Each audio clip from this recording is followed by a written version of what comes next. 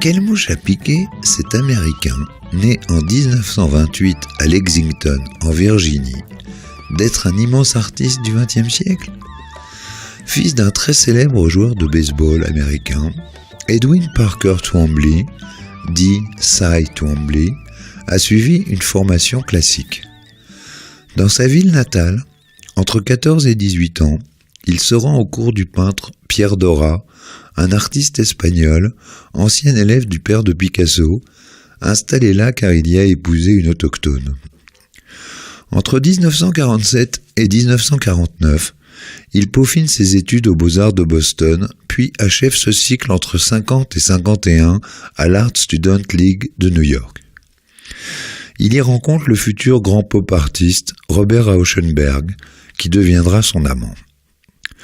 Quelle mouche a piqué Twombly de développer cette œuvre en marge des courants dominants de l'art américain?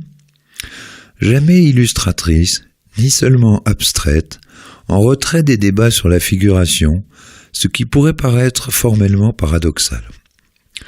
En présentant sa première exposition à Paris en 1961, le grand critique d'art Pierre Restany déclare « Son graphisme est poésie, reportage, gestes furtifs, défoulement sexuel, écriture automatique, affirmation de soi et refus aussi.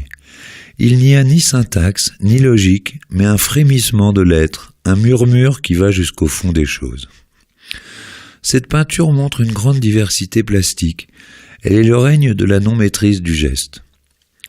Parfois l'artiste rend hommage à la poésie ancienne en incluant des vers dans ses tableaux. Quelle mouche a piqué Twombly d'être aussi un immense sculpteur? Il réalise des assemblages d'objets usuels et modestes, juste recouverts de peinture blanche. La poésie règne sur ces monuments de souvenirs.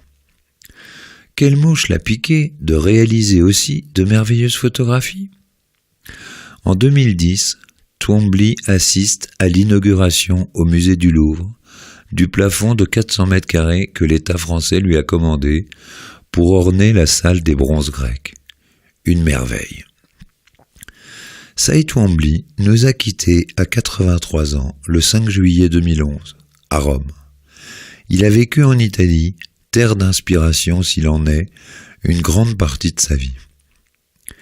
Chers amis, chers amateurs, point commun à tous ces grands artistes, on ne saura jamais quelle mouche les a piqués.